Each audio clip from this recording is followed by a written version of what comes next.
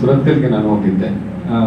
ನಮ್ಮ commissioner sir ಮಾತಾಡಿದ ರೀತಿಯಲ್ಲಿ ಅದಕ್ಕೆ ಪೂರಕವಾಗಿ ಅಲ್ಲಿ ದೀಪಕ್ ರಾವ್ ಕ್ರಿಮೇಷನ್ ಹೋಗ್ತಾ ಇತ್ತು. ಹೋಗುವಾಗ ಅದು ಇಕ್ಕಟ್ಟಾದ ದಾರಿ, ನಾವೆಲ್ಲ ಪತ್ರಕರ್ತರು ಒಟ್ಟಿಗೆ ಹೋಗ್ತಾ ಇರುವಾಗ ಟಿವಿಯಲ್ಲಿ ಒಂದು ಸ್ಕಾಲ್ ಬರ್ತಾ ಇತ್ತು, ದಕ್ಷಿಣ ಕನ್ನಡ ಜಿಲ್ಲೆ ಬೂದು ಮುಚ್ಚಿದ ಕೆಂಡ ನಿಂತಿದೆ ಅಂತ. ಬೇರೆ ಬೇರೆ ಸ್ಕಾಲ್ ಇತ್ತು, ಒಂದು ಸ್ಕಾಲ್ ಮಾತ್ರ ನಿಮ್ಗೆ ಹೇಳ್ತೇನೆ. ಯಾಕೋ ಇದನ್ನು ನೋಡಿ ನನಗೆ ತುಂಬಾ ನೋವಾಯ್ತು ಅದು ಆ ದಿನ. ಯಾಕಂದ್ರೆ ಇಲ್ಲೇ ಜರ್ನಲಿಸ್ಟ್ ಮಾಡಿದಲ್ಲ, ಬೆಂಗಳೂರಲ್ಲಿ ಕೂತು ಮಂಗಳೂರು ಬಗ್ಗೆ ಯೋಚನೆ ಮಾಡ್ಕೊಂಡು ಆ ಸ್ಕ್ರಾಲ್ ಕೊಟ್ಟಿದ್ದಾನೆ ಅಂತ ನಾನು ಯೋಚನೆ ಮಾಡ್ತೇನೆ. ಆಗ ನಿಜವಾಗಿ ದೀಪಕ್ ರಾವ್ ಇಲ್ಲಿ ಮನೆ ಆ ಸುತ್ತಮುತ್ತ ಸ್ವಲ್ಪ ಸೂಕ್ಷ್ಮ ಇದ್ದದ್ದು ನಿಜ, ಆದ್ರೆ ಇಡೀ ಮಂಗಳೂರು ವಾಸ್ತವತೆಗೆ ಅವತ್ತು ಹೋಗಿತ್ತು. ಆದ್ರೂ ಹೊರಗಿನಿಂದ ನೋಡುವಾಗ ಮಂಗಳೂರನ್ನು ಈ ರೀತಿ ಬಿಂಬಿಸುವ ಒಂದು ವರದಿ ಬರ್ತಾ ಇತ್ತು. ತಕ್ಷಣ ಒಂದು ವಾರದಲ್ಲೇ ಪತ್ರಕರ್ತರ ಸಂಘದ ಸಭೆ ಇತ್ತು. ಆಗ ನಮ್ಮ ಅಧ್ಯಕ್ಷರ ಹತ್ರ ಹೇಳಿದೆ, ಸರ್ ನಮ್ಮ ಜವಾಬ್ದಾರಿಗಳು ತುಂಬಾ ಇದೆ. ಇವತ್ತು ಹೊರ ಜಿಲ್ಲೆಯಿಂದ ಮಂಗಳೂರನ್ನು ನೋಡುವಾಗ ಏನಿದೆ, ನನ್ನೊಂದು ಭಯಾನಕ ಸ್ಥಿತಿಯನ್ನು ನಿರ್ಮಾಣ ಆಗ್ತಾ ಇದೆ. ಈ ನಿಟ್ಟಿನಲ್ಲಿ ಪತ್ರಕರ್ತರಾದ ನಮ್ಮ ಜವಾಬ್ದಾರಿಗಳು ಇದೆ. ದಯವಿಟ್ಟು ಬ್ರ್ಯಾಂಡ್ ಮಂಗಳೂರು ಕಾರ್ಯಕ್ರಮವನ್ನು ಆದಷ್ಟು ಬೇಗ ನಾವು ಚಾಲನೆಗೆ ತರಬೇಕಂತ ಹೇಳಿದಾಗ ಅಧ್ಯಕ್ಷರು ಈ ತಂಡ ಅದನ್ನು ಚಾಲನೆ ಕೊಟ್ಟಿದ್ದು. ಆಮೇಲೆ ಸಿಎಂ ಆಗಿನ ಸಿಎಂ ನಮ್ಮ ಕುಮಾರಸ್ವಾಮಿ ಉದ್ಘಾಟನೆ ಮಾಡಿದ್ರು. ಹೀಗಿರುವಾಗ ಮಹಾಸಭೆಯಲ್ಲಿ ನಮ್ಮ ಹಿರಿಯ ಪತ್ರಕರ್ತರಾದ ಸುಖೇಶ್ ಅವರೊಂದು ಸಲಹೆ ಕೊಟ್ಟರು, ಬ್ರ್ಯಾಂಡ್ ಮಂಗಳೂರು ಕಾರ್ಯಕ್ರಮ ಆಗ್ತಾ ಇದೆ, ಅದಕ್ಕೆ ಪೂರಕವಾಗಿ ಒಂದು ಪ್ರಶಸ್ತಿ ಮಾಡಿದ್ರೆ ಹೇಗೆ ಅಂತ ಸುಖೇಶ್ ಅವರೊಂದು ಸಲಹೆ ಕೊಟ್ಟರು. ಅವರು ಮಾಧ್ಯಮ ಅಕಾಡೆಮಿ ಅವರಿಗೆ ಒಂದು 25,000 ಪ್ರಶಸ್ತಿ ಹಣ ಬಂದದ್ದನ್ನು ಇದಕ್ಕೆ ಕೊಟ್ಟು ಪ್ರತಿ ವರ್ಷ ಒಂದು ಬ್ರ್ಯಾಂಡ್ ಮಂಗಳೂರು ಪ್ರಶಸ್ತಿ ಕೊಡಬೇಕು ಅಂತ ಅವರು ಹೇಳಿ ಆ ಮೂಲಕ ಪ್ರಶಸ್ತಿ ಆರಂಭ ಆಯಿತು. ಖುಷಿಯಿಂದ ಸ್ವೀಕರಿಸಿದ್ದೇನೆ ಒಂದು ವೇಳೆ, ಅಷ್ಟೇ ನನಗೆ ನೋವು ಇದೆ. ಯಾಕೆ ಇದನ್ನು ಹೇಳ್ತೇನೆ ಅಂದ್ರೆ, ನೈಜ ಮಂಗಳೂರು ಅಂದ್ರೆ ಇವತ್ತಿನ ಕಾಲಘಟ್ಟದಲ್ಲಿ ಸೌಹಾರ್ದತೆಯ ಸ್ಟೋರಿ ಮಾಡುವುದು, ಮಾನವೀಯತೆಯ ಸ್ಟೋರಿ ಮಾಡುವುದು, ಈ ಮಂಗಳೂರಿನ ನೈಜತೆಯನ್ನು ಹೇಳುವುದು ಒಂದು ರೀತಿ ಭಯದಲ್ಲೇ ಹೇಳುವಂತಹ ಪರಿಸ್ಥಿತಿ ಕಾಲಘಟ್ಟದಲ್ಲಿ ನಾವಿದ್ದೇವೆ. ಇದನ್ನು ಯಾಕೆ ಹೇಳ್ತೇನೆ ಅಂದ್ರೆ, 2-3 ನಿದರ್ಶನ ನಿಮ್ಮ ಎದುರು ನಾನು ಹಂಚಿಕೊಳ್ಳಲೇಬೇಕಾಗಿದೆ. ಎಲ್ಲ ಪತ್ರಕರ್ತರ ಮಿತ್ರರು ಇದ್ದ ಕಾರಣ. ಹರೀಶ್ ಶ್ರೀಗಳು ಒಂದು ಇಫ್ತಾರ್ ಕೂಟದಲ್ಲಿ ಒಂದು ಭಾಷಣ ಮಾಡ್ತಾರೆ. ಬಹುಶಃ ಅವರ ಇಡೀ ಭಾಷಣದ ಒಂದು 15 ನಿಮಿಷದ ಮಾತುಕತೆಯಲ್ಲಿ ಪ್ರತಿಯೊಂದು ಶಬ್ದಗಳು ಅದು ನನ್ನ ಅಭಿಪ್ರಾಯಕ್ಕೆ ಪೂರಕವಾಗಿತ್ತು. ತುಂಬಾ ಎಳೆಯಾಗಿ ಆ ಶಬ್ದಗಳನ್ನು ತುಂಬಾ ವೈರಲ್ ಆದ ಭಾಷಣ. ಆ ಭಾಷಣ ಒಂದು ವಾರದಲ್ಲೇ ಟೀಕೆಗೆ ಕಾರಣ ಆಯಿತು. ಆ ಭಾಷಣದಲ್ಲೂ ಟೀಕೆ ಹುಡುಕ್ಲಿಕ್ಕೆ, ಅದನ್ನು ತಪ್ಪಲು ಹುಡುಕ್ಲಿ ಆರಂಭ ಮಾಡಿದ್ರು. ಇದಾದ್ಮೇಲೆ ನವೀನ್ ಪಾಟೀಲ್ ಅವರು ಇಲ್ಲಿ ಒಂದು ಅವರ ಕಾರ್ಯಕ್ರಮ ಬಂದಿದ್ರು. ಅವರು ಇಡೀ 1.5 ಗಂಟೆ ಸಂವಾದ ಆಯಿತು. ಒಂದು ತುಣುಕು ಇಟ್ಕೊಂಡು ಅವ್ರು ಮಾತಾಡಿದನು, ಅದನ್ನು ಇಟ್ಕೊಂಡು ವೈರಲ್ ಮಾಡಿದ್ರು. ಅವರ ಅಂತಹ ಕಲಾವಿದನ ಮಾತನ್ನು, ಅವರ ಕಲೆಗೆ ಗೌರವ ಕೊಡದೆ ಅದೇ ಒಂದು ತುಣುಕು ಇಟ್ಕೊಂಡು ಅವರ ತೇಜೋವಧೆ ಮಾಡುವಂತ ಪ್ರಯತ್ನಗಳಾಯಿತು. ಹಾಗೆ ಇದು 2 ನಿದರ್ಶನ. ಆದ್ರೆ ನನ್ನ ವ್ಯಕ್ತಿಗತ ಜೀವನದಲ್ಲಿ ನನ್ನ ಅನುಭವಗಳನ್ನು ನಾನು ಹಂಚಿಕೊಳ್ಳಲೇಬೇಕಾಗಿದೆ. ನನ್ನ ಕಡೆ ಶರತ್ ಮಡಿವಾಳ ಮರ್ಡರ್ ಆಗುತ್ತೆ. ಮರ್ಡರ್ ಆಗಿ ಕೆಲವು ದಿನದ ತನಕ ಆರೋಪಿಯ ಬಂಧನಕ್ಕೆ ಪೊಲೀಸರು ಆರೋಪಿ ಮನೆಗೆ ಹೋಗ್ತಾರೆ. ಮನೆಗೆ ಹೋಗಿ ಅಲ್ಲಿ ಶೋಧ ಕಾರ್ಯ ಆಗುತ್ತೆ. ಪೊಲೀಸರು ಹೊರಟು ಬರ್ತಾರೆ.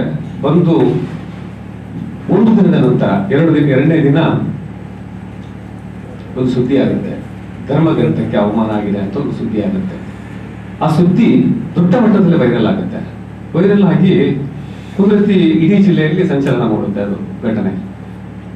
ಆಗ ಇಲ್ಲಿ ತನಕ ಆಗುತ್ತೆ ಅಂದ್ರೆ ವುಡ್ಲ್ಯಾಂಡ್ಸ್ ಅಲ್ಲಿ ಒಂದು ಪತ್ರಿಕಾಗೋಷ್ಠಿ ಕರೀತಾರೆ. ಆ 1 ವಾರದಲ್ಲಿ ಆ ಧರ್ಮಗ್ರಂಥದ ಅವಮಾನ ವಿರುದ್ಧ ದೊಡ್ಡ ಮಟ್ಟದ ಹೋರಾಟ ಅಂತ.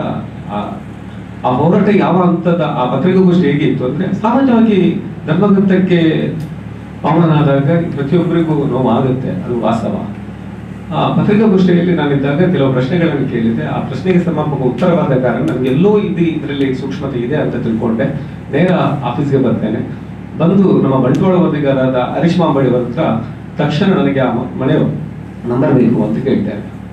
ನಂಬರ್ ಕೇಳಿ ಆ ಮನೆಯವ್ರ ಪಾಪ ಹರೀಶ್ ಮಾಂಬಳಿ ಅಂತ ನಂಬರ್ ಇರಲಿಲ್ಲ. ಅವ್ರು ಬೇರೆ ಬೇರೆ ಮುಖಾಂತರ ಕಲೆಕ್ಟ್ ಮಾಡಿ ಆ ನಂಬರನ್ನು ಕೊಡ್ತಾರೆ. ಕೊಟ್ಟು ಅವ್ರ ಹತ್ರ ನಾನು ಮಾತಾಡುವಾಗ ವಾಸ್ತವ ಏನು ಅಂತ ನನ್ಗೆ ಗೊತ್ತಾಗುತ್ತೆ. ಪೊಲೀಸರು ಅಲ್ಲಿ ಓದದ್ದು ನಿಜ, ಶೋಧ ಮಾಡಿದ್ದು ನಿಜ, ಧರ್ಮಗ್ರಂಥ ಮುಟ್ಟಿದ್ದು ನಿಜ. ಆಮೇಲೆ ಹೊರಟು ಬಂದ್ರು. ಆಗ ಅಧಿಕಾರಿ ಆಗಿದ್ದಾಗ ಅಧಿಕಾರಿಗೆ ಫೋನ್ ಮಾಡಿ ಕೇಳ್ತಾನೆ, ಜಿಲ್ಲೆಯ ಅಧಿಕಾರಿಗೆ ಫೋನ್ ಮಾಡಿದೆ, ಸರ್ ಹೀಗೆ ಧರ್ಮಗತೆಗೆ ಅವಮಾನ ಆಗಿದೆಯಾ, ಏನು ಸರ್? ಅದಕ್ಕೆ ನೋಡಿ ವಿಜಯ್, ನಾವು ಶೋಧ ಮಾಡಿದ್ದು ನಿಜ, ಅಲ್ಲಿ ಏನಾಗಿದೆ ಅದೆಲ್ಲ ದಾಖಲೆ ನಮ್ಮ ಹತ್ರ ಇದೆ, ಮತ್ತೆ ನೀವು ಬರೀತೀರಿ, ನೀವು ಬರೀರಿ, ಕಡಕಾಗಿ ಆನ್ಸರ್ ಕೊಡ್ತಾರೆ ಆ ಅಧಿಕಾರಿ. ಆಗ ನಾನು ಅವ್ರದ್ರ ಮನೆಯವ್ರದ್ದು ಮಾತಾಡುವಾಗ ನನಗೆ ಬಂದದ್ದು ಎಲ್ಲವೂ ನಿಜ. ಹಾಗಾದ್ರೆ ನಾನು ಕೇಳ್ತೇನೆ, ಹಾಗಾದ್ರೆ ಧರ್ಮಗ್ರಂಥ ಯಾಕೆ ಕೆಳಗೆ ಬಿತ್ತು ಅಂತ. ಅವರು ಪೊಲೀಸರು ಹೊರಟಾಗ ಅವರು ಇಟ್ಟದ್ದು ಸರಿಯಾಗದ ಕಾರಣ ಧರ್ಮಗ್ರಂಥ ಕೆಳಗೆ ಬೀಳ್ತದೆ. ಬಿದ್ದು ಅದೇ ಮನೆಯವರು ಆ ಧರ್ಮಗ್ರಂಥ ಮೇಲೆ ಇಡ್ತಾರೆ. ಮೇಲಿಟ್ಟು ಮರು ದಿವಸ ವಿಷಯ ಗೊತ್ತಾಗಿ ಒಬ್ಬ ವ್ಯಕ್ತಿ ಹೋಗ್ತಾನೆ, ಅದೇ ಗ್ರಂಥವನ್ನು ಕೆಳಗಿಟ್ಟು ಫೋಟೋ ತೆಗೆದು ಪೊಲೀಸರು ಧರ್ಮಗ್ರಂಥವನ್ನು ಬಿಸಾಡಿದ್ರು ಅಂತ ವರದಿ ಮಾಡ್ತಾನೆ. ಅದು ವೈರಲ್ ಆಗುತ್ತೆ.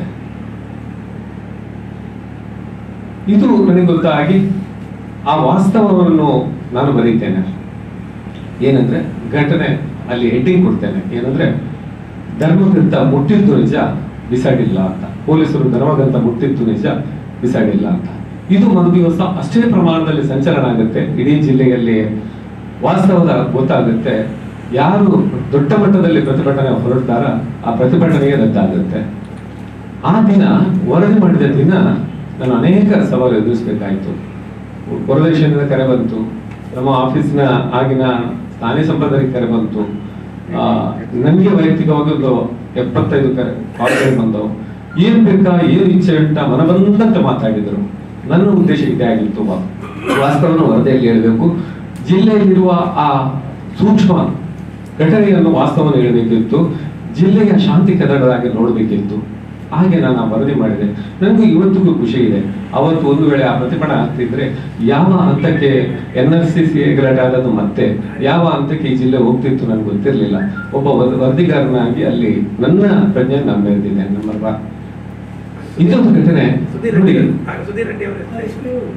ನಾನು ಅವರ ವೇದಿಕೆಯಲ್ಲಿರುವ ಕಾರಣ ನಾನು ಅದನ್ನು ಉಲ್ಲೇಖ ಮಾಡಲಿಲ್ಲ, ದಯವಿಟ್ಟು. ಇದು ಒಂದು ಘಟನೆ. ಅಂದ್ರೆ ಈ ಸಮಾಜವನ್ನು ಈ ರೀತಿ ಸೌಹಾರ್ದತೆ ಬೇಕಾ ಬೇಡುವ ಅಂತ ಇವತ್ತು ವರದಿಗಾರ. ಘಟನೆ 2, ಅದನ್ನು ಹೇಳಬೇಕಾಗಿದೆ. ಮೊನ್ನೆ ಬೇರೆ ಘಟನೆ ಒಂದು ದೊಡ್ಡ ಘಟನೆ ಆಯಿತು.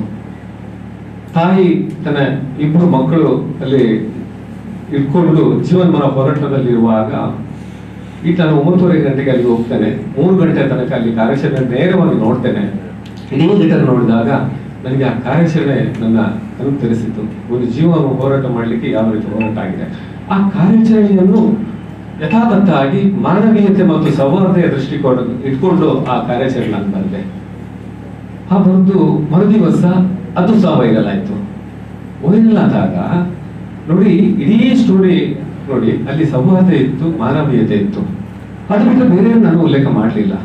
ಆದರೆ ಮರುದಿವಸ ನಮ್ಮ ಸ್ಥಾನೀಯ ಸಂಪಾದಕ ಈ ರವೀಂದ್ರ ಶೆಟ್ಟಿ ಅವರಿಗೆ ಮತ್ತು ನನಗೆ ಕನಿಷ್ಠ ಬೆಳಿಗ್ಗಿನಿಂದ ಸಂಜೆ ತನಕ 75 ಕರೆಗಳು, ನಾನಾ ರೀತಿಯ ನನ್ನಲ್ಲಿ ಪ್ರಶ್ನೆಗಳು, ಅದನ್ನೆಲ್ಲ ರೆಕಾರ್ಡ್ ಮಾಡಿದ್ರು. ವಾಟ್ಸಪ್ ಗ್ರೂಪಲ್ಲಿ ನನ್ನ ನಂಬರ್ ಹಾಕಿದ್ರು. ಆ ರೆಕಾರ್ಡ್ ಅನ್ನು ಗ್ರೂಪಲ್ಲಿ ಹಾಕಿ ಅದನ್ನು ವೈರಲ್ ಮಾಡಿದ್ರು.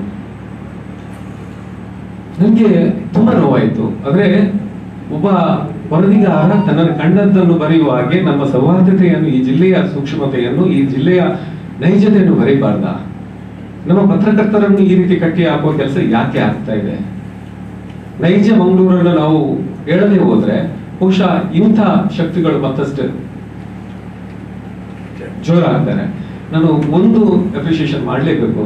ಆ ದಿನ ನನ್ನ ಬೆನ್ನೆ ನಿಂತದ್ದು ನನ್ನ ಸ್ಥಾನೀಯ ಸಂಪಾದಕರು, ನನ್ನ ವಿಜಯ ಕರ್ನಾಟಕ, ನನ್ನ ಆತ್ಮೀಯ ಪತ್ರಿಕಾ ಬಳಗ, ನನ್ನ ಊರಿನ ಬಂಧುಗಳು. ಯಾಕೆಂದ್ರೆ ನೋಬಲ್ ಹೇಳ್ತಾ ಇದ್ದೇನೆ, ವಾಸ್ತವವನ್ನು ವರದಿ ಮಾಡುವಾಗ ಆ ವಾಸ್ತವದ ವರದಿಯನ್ನು ತಿಳಿಸಿಕೊಂಡು ತನ್ನ ಮನಬಂದಾಗೆ ಈ ರೀತಿ ವೈರಲ್ ಮಾಡಿಕೊಂಡು ನಮ್ಮ ತೇಜೋ ಒದಗೆ ಪ್ರಯತ್ನ ಪಡುವ ಕೆಲವು ಶಕ್ತಿಗಳಿದೆ. ನಿಮಗೆ ಸ್ಪಷ್ಟ ಉತ್ತರ ಈ ವೇದಿಕೆಯಲ್ಲಿ ಕೊಡ್ತಾ ಇದ್ದೇನೆ. ನೀವೇನ ನಿಮ್ಮ ಎಥಿಕ್ಸ್ ಇರ್ಬೋದು, ನಿಮ್ಮ ಏನೇ ಸಿದ್ಧಾಂತಗಳಿರ್ಬೋದು, ಆದರೆ ಜರ್ನಲಿಸ್ಟ್ನ ಲೇಖನಿಯನ್ನು ಕಟ್ಟುವ ಕೆಲಸ ನೀವು ಮಾಡಬೇಡಿ. ನಮಗೆ ನಮ್ಮದೇ ಆದ ಶಕ್ತಿ ಇದೆ, ಅದನ್ನು ನಾವು ತೋರ್ಪಡಿಸ್ತೇವೆ ಅಂತ ಹೇಳಿ